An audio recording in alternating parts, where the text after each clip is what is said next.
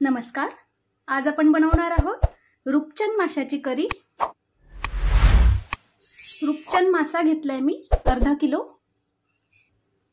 4 लाल मिरच्या घेतल्यात, कढीपत्ता, 5 लसणाच्या पाकळ्या घेतल्यात, कोथिंबीर आणि चिंच घेतली आहे थोडी, अर्धा चमचा जिरे पावडर घेतली आहे, 1 टोमॅटोची प्युरे करून घेतली आहे, लाल तिखट घेतलंय, थोडासा मालवणी मसाला घेतलाय अगदी अर्धा चमचा, हळद घेतलंय, मीठ घेतलंय आणि नारळाचं दूध घेतलंय। एक मोठा कांदा मी किसून घेतलाय। सर्वात आधी मी रूपचंद माशाला लाल तिखट आणि मीठ लावून घेते।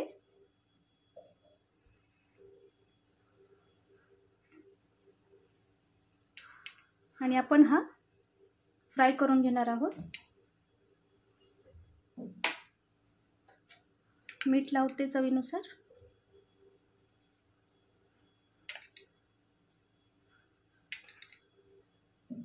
व्यवस्थित सगळं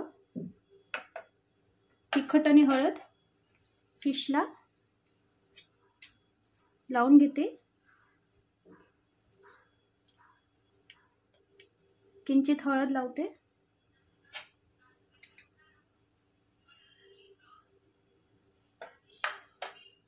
व्यवस्थित सगळं मिक्स करून घेते। दोन्ही बाजूला व्यवस्थित मी हळद, मीठ आणि तिखट लावून घेतलंय। तवा ठेवलाय गॅसवर। आपण जिरं आणि लाल मिरच्यांचे देठ काढून घेते मी, भाजून घ्यायचे।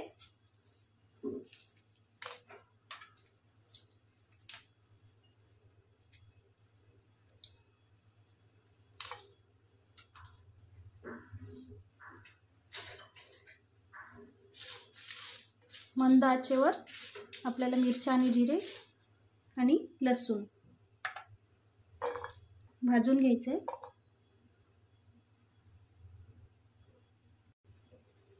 भाजून झाले आपलं आणि हे मिक्सर मध्ये मी बारीक करून घेते।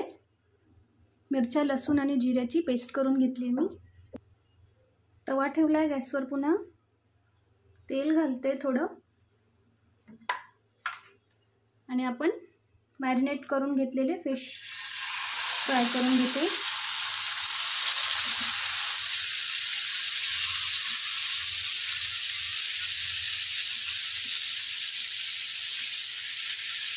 एक बाजू व्यवस्थित फ्राय होऊ देऊ, मग उलटून देऊ।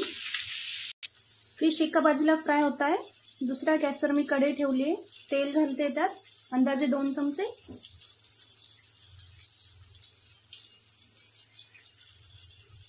कढीपत्ता घालते, चिंच घालते,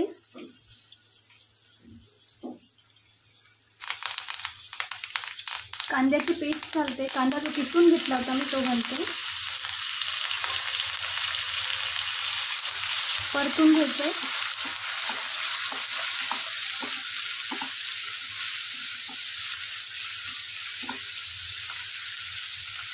फिश आपलं एका बाजूने फ्राय झालं असेल, उलटून घेते मी।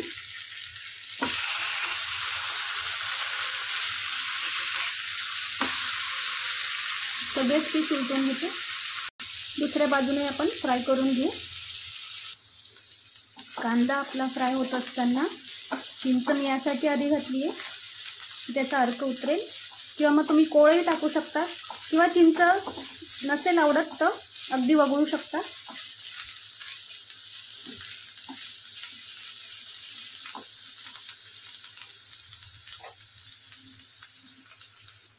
टोमॅटोची प्युरी घालते मी आता। परतून घेऊ।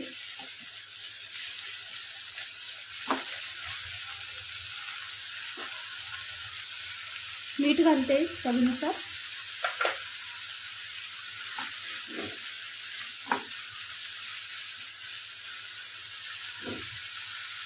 हळद घालते, लाल तिखट घालते थोडंसं, कारण आपण मिरच्यांची पेस्ट घालणार आहोत आता।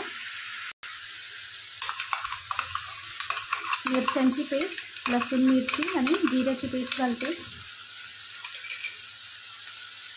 परतून घेऊ।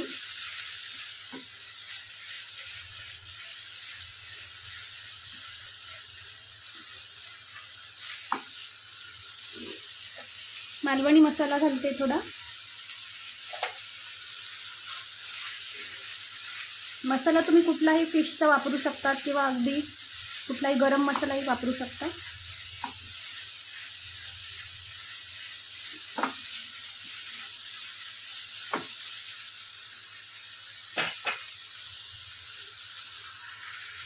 मसाला आपला परततोय.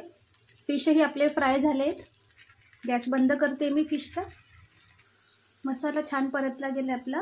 मिक्सरच्या भांड्यात मी थोडं पाणी घातलंय आणि ते टाकते.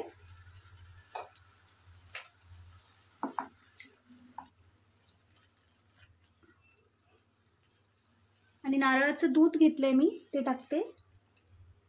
त्याने आपल्या करीला थिकनेस येईल.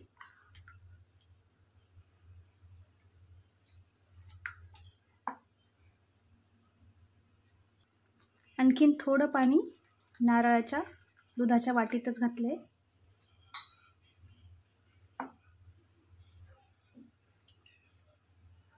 झाकण ठेवते. झाकण ठेवून आपण उकळी येऊ देऊ आणि मग फ्राय फिश घालूया.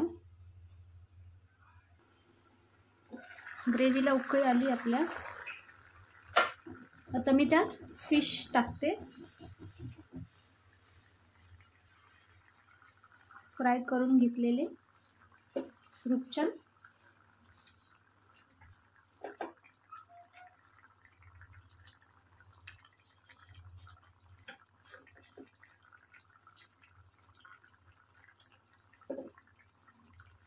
पुन्हा 5 मिनिटं झाकण ठेवते.